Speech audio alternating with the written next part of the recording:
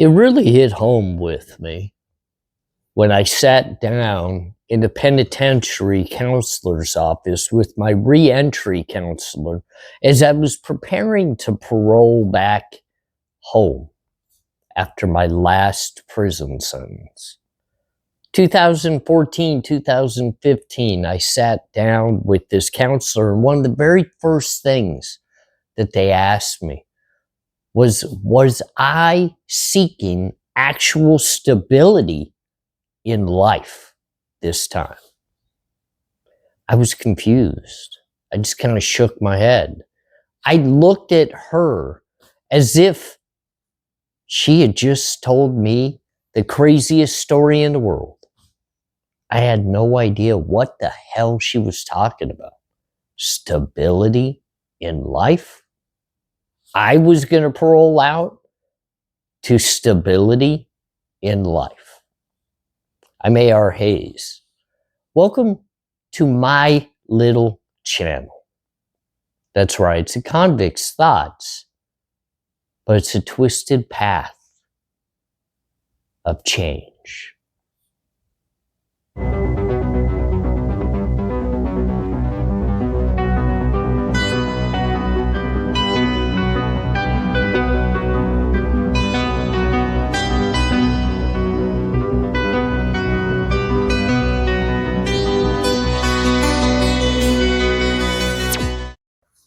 As I got older in life and I learned the story of how I came to be on this earth, I became more knowledgeable about the crazy life that was ahead of me, all based upon the beginning. For those of you that have known me for a while or gotten to know me over a short time frame, you know that I came into this world birthed by a young lady far too young to have children. She was not prepared.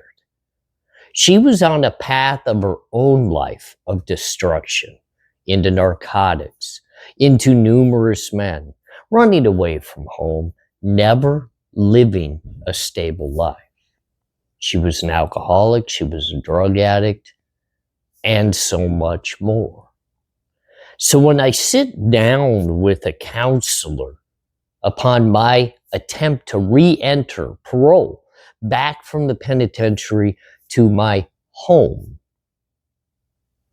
I kind of had to scratch my head when the discussion of stability came into play, because I had no idea what it was. And I couldn't revert back to any point of my life where stability was an actual thing. Now, many would say you were adopted into a great family, great jobs, financially stable. But that doesn't mean I was stable. And if you learned a little bit more about my story, from being taken away at birth and put into foster care after being able to heal and come back to good enough health to do so, as I was malnutritioned from birth, I was taken away and placed into foster care for years. When finally adopted, I was adopted by a family of three. A father who was in the minor leagues at one point for the New York Yankees, yet chose to leave his dream of playing baseball to go into the Marines, and then out of the Marines into the Navy, where he would be gone to sea on submarines for years at a time. My mother being young, and she was also unfortunately dominated by my father's narcissistic ability to control women, even though he was never loyal to her as a husband. And when I say narcissistic and controlling, here's an example. My mother did not get her driver's license until she was in her 30s because my father wouldn't let her. That's right. She didn't know how to drive. My mom didn't have a very good education. My mom literally stayed home and raised my sister. Then, when they decided and went all in on adopting me, and I came home, the entire family fell apart. The first step of instability was me being born into a situation where I'd be in foster care on the move, on the move, on the move, on the move. But then when finally I had a chance for a normal home, and I was brought into that situation, I was going to have an older sister. I would finally have a mother and father who loved me, provided for me, gave me the opportunity in life that many children want and deserve. Instead, just months after entering the home and the atmosphere, my adopted mother and father went through with their divorce. My father was a cheater. My mother finally grew enough strength to take it no more and put her foot down, knowing that she deserved better, and more power to her for that. But unfortunately, for a young man like me that had been on the move my entire life, with the lack of trust for anybody, because I had never even been considered to be a part of a family, much less loved like one. So immediately upon arriving here, where I was supposedly going to have one, it shattered and broke. My father and my new older sister moved hundreds of miles away to Nevada, a little town called Beatty, Nevada. My mother stayed in Montrose, Colorado. Nice little town, beautiful little scenery in Colorado. And here I was. I was with a mother who now had just lost her husband, her daughter, and her family were looking down on her as if life had just ended because she was going through a divorce. And that wasn't the good religious way of doing things. But my mom stayed strong. She worked hard at the hospital as a nurse. She did everything she could, in all honesty, to do the best for me. But again, here's another woman. I just left foster care to come home to a mother that was supposedly supposed to be better than my unprepared mother in the first place. And this one was not at all prepared either, because now she was for the first time on her own. But she worked. She got through it. And her and I, we built somewhat of a bond. Not a good one, because the trust factor was really difficult for me, but we built a bond. At that time, and I know it sounds weird to all of you because you hear me talk and talk and talk and talk. When I was young, I didn't know how. I couldn't say words properly. I couldn't put sentences together. I couldn't read because I had never gotten any sort of education prior to being adopted. Foster care didn't offer that to me.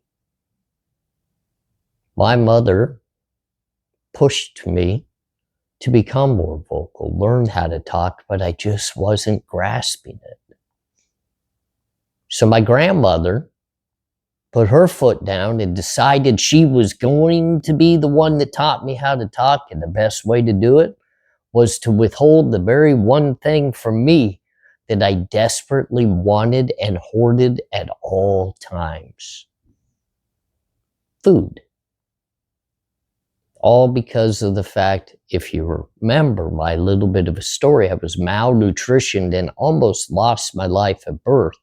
And then for the first few months to almost a year of my life, I was malnutritioned to the point that the state stepped in and took me away. And that's why I was put into foster care until the actual finalization of me being able to be adopted went through. And that's a whole nother story that we'll get into. But my grandmother decided to withhold food until I would say things. And that's how they thought it was the best way for me to learn how to put sentences together and talk. Thankfully, through time, I was able to, so I could at least eat, right? But when we get back to the thought and the concept of stability, there was none even after adoption. As I grew a little bit older, it became a back and forth, back and forth, back and forth between divorced mother and father. One moment being around a sister who was quite a few years older than me, and she was like the all-American girl, the prom queen, the beauty queen. Didn't like me much, and unfortunately, when I would go visit my father in Beatty, Nevada, all of a town of like 5, she would have to babysit me during the day while my father went and worked. And trust me, she didn't like it, and she did not do it. So I learned how to just run around little Beatty, Nevada in 110-degree heat and do my own thing while I visited until I got shipped back to Mom's house. Funny thing is on one of the vacations to see the good old father and sister, when I returned, my mom had remarried. It was kind of a shocker to me, to my stepfather. Turns out, years upon years later, I learned how good of a man that gentleman was, but I didn't take too well at first. It was just another unstable moment for me. Let me tell you, I was on the move at all times. They couldn't keep me in the house. I ran away more often than you could ever imagine. So when people began to dissect why at a very early age, and it was a very early age, I began to lie, cheat, and steal, the dominoes started to showcase exactly why, and it became a trust factor. But it was also the instability of the mind, the emotions, and all the actions that followed behind that. I didn't care about the roof over my head. I didn't care about money in the bank. I didn't care about the normal stabilization type factors, as I just wanted to be free, wanted to be alone. You see, I remember going to court in one of my very first times of being arrested as an adult, and while they were putting together my mitigation packages, they deemed me as having some sort of detachment disorder and a mother's detachment disorder at birth and all of these things. I have no idea what they mean. I didn't pay enough attention to all of the different counselors and the people interviewing me. I didn't care. I wanted to get off on my own way. I thought I was capable of doing things on my own. Anytime I needed it, I could do it, because that's just the way it was. I left home very early.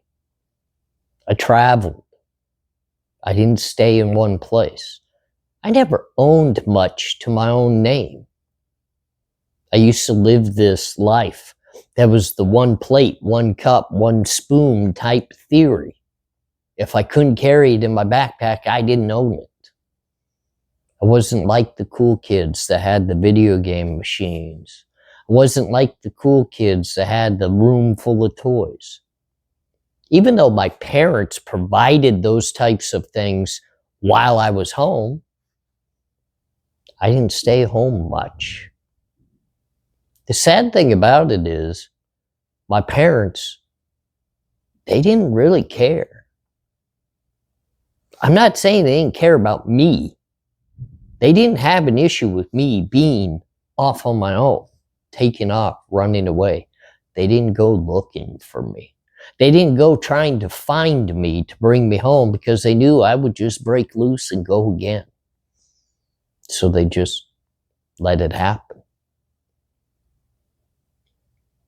So when I sat down with this counselor pre being paroled, trying to grip and grasp what they were actually talking about. Was I going to find some semblance of stability when I went home this time? I actually had to ask my wife, Jennifer. And to show you how lacking of stability mindset I was, she was my third wife already in life in my early 30s. Neither one of my first two marriages even lasted a year. Neither one of them were honest. Neither one of them were real. I never took them as so. I didn't love either one of them, but at least they were a companion and they were willing to be on the go. And that's why we were able to just elope and just get married on the go. And then we went and did our thing. But never once was it real or a legitimate marriage. But my newest wife, my third wife, Jennifer, the one I'm still with today, 16, almost 17 years later, was the real thing. I'd become attached to Jennifer, and then I had grown to get to know her even more and more and more. And for the first time in my life, I'd let somebody in close enough to know the real and true me. The cool thing about Jennifer is she was a traveler at heart. She wanted to see each and every single state sign on a trip. She wanted to travel. She wanted to be free herself, but she wanted to do it the right way.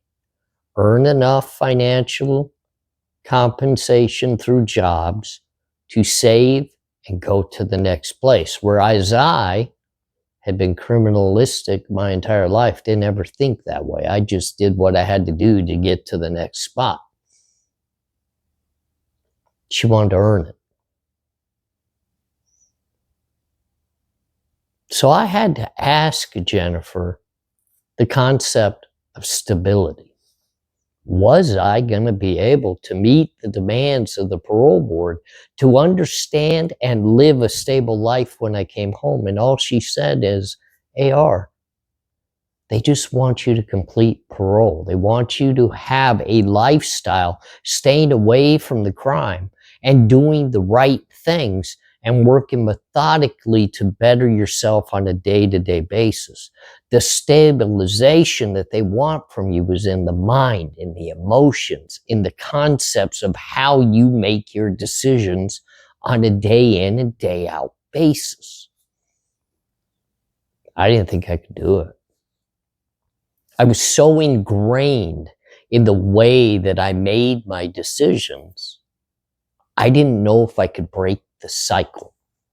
And when I got into that discussion with my wife, of course, it was via letters because that was the best way of actually presenting my emotions and my feelings, because we didn't get long phone calls. We didn't have long visits. So our discussions had to be through putting pen to paper. And that's where I could express myself and I could lay it all out on the line. And that's where I told her, not only was I indecisive of even trying to think about that type of lifestyle, I was almost in fear of it. And she understood, which shocked me, because I was not in fear of doing the right thing. I was in fear of never breaking free, that I wouldn't be able to still be free and move and do the things I wanted to do. But you see, that's where the concept of a twisted path of change really works its way through a mind like mine. It is twisted because I put together all the negatives and the fears and the lack of understanding of what these very simple things like stability, truth, honesty, all actually mean. And it takes somebody, not a counselor, not somebody evaluating my capabilities within my mind or my thought processes, but somebody that takes the time to sit down and just truly show that they care about the things that I'm saying and expressing and discuss them with me because they love me. And that was the first step, ladies and gentlemen, that I began to understand the need for stability. I needed to calm the mind. I needed to calm the thinking. I needed the emotions to adapt to being more open to love, to truth, to actually working through the very painful things within to be able to live a more positive life. It was a critical step because, look, ladies and gentlemen, I had been incarcerated numerous times before and I had been released and things never changed. It was never about learning an actual lesson. Jail, prison, it's so-called to teach lessons for your actions. That's not what it's about. Change is where you learn the lessons. That's where I needed my most help. I needed to understand it was okay to not try to impress others. I needed to know it was okay. I could be myself and somebody would like me, because when I came into this earth, and this may be understandable to some and to others it won't be, when I came into this world, I felt discarded and disliked from the moment that I was born, that a mom didn't feel like she needed to feed me or love me like her baby son. And you have to understand, I was the first child this young lady had, but I wasn't the last. She had 5 more. And when I look from afar, as I've actually learned of them since being released from the penitentiary the last time and found my biological family, I've realized I am the least screwed up of probably all 6. And that's crazy to think about. But I knew I was discarded and disliked from the beginning. And then when I was finally adopted and I had the so-called opportunity so many people say that I was so lucky to have, that shattered immediately and that family broke, and I always blamed myself. I always said that family was fine until I came in the door, and then it shattered and broke. So now I didn't trust the fact that I could even have relationships or I could be around people, because I felt as though if I was, I could break their very liking as well. So I've been a loner my entire life. I've literally got it tattooed on me because I wanted to ensure I reminded myself the best way in life to actually accomplish and live what I'm trying to do is alone, until a young lady, my wife, was able to step in and open up my eyes and open up my thinking. And that's why I share this with all of you. The path of change is never easy, because it comes from within our pains and our thoughts that maybe just don't quite understand what we're trying to grasp. I know what it's like to have addictions. I know what it's like to be a liar. I know what it's like to be a thief, and it all comes from within. And it's a hard cycle to break. It's a twisted path to change. But if you just legitimately begin to trust, even if it's just one, trust one can lead you to trusting more. And when you begin to trust more, you can begin to believe in yourself. And that's what I needed to do. I still struggle to this day, trust me. I still struggle to this day. There are days of depression. There are days of pain.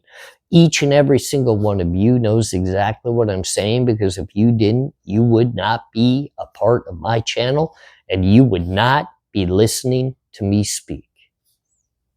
Every single one of us has lived a part of life that we've either learned a very difficult lesson from, we've been in pain from, we still hold against ourselves today.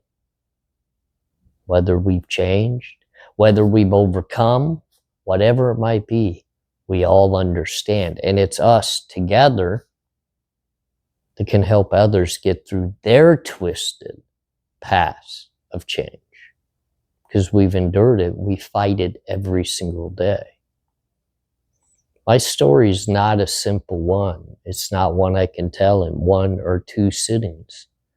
It goes through years upon years of just bad decision after bad decision, after dishonesty, after distrust, emotional roller coasters and chaos. But I'll tell you what, I have good stories too. Just like every one of you that are watching. We've had our moments of good, fun, positive. And we're going to reflect on those as well. And I hope you continue to roll with me, because I now am learning that stability isn't just based on whether I can afford my rent or my car payment, if I can financially pay for everything out there. Stability is within my mind and within the inner emotions to hold myself together and accountable to being a better person and continuing to work that path of change. I'm still learning, everybody, each and every single day. But thank you for joining me. This is Arhayes. Hope to see you again soon.